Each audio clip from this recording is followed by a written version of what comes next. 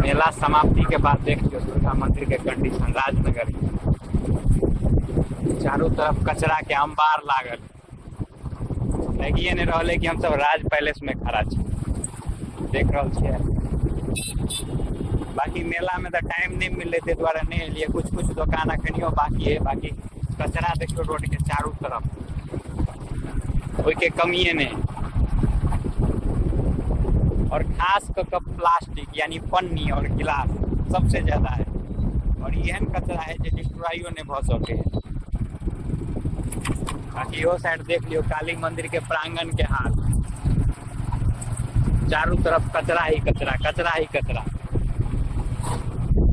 और शायद ये जे व्यवस्था कर देने रहते कि जे भी दुकान लगोने है वो अपन अपन कचरा खुद इकट्ठा कर बाहर जाकर फेंक देते, तो अते कचरा इस जगह पर नहीं रहते।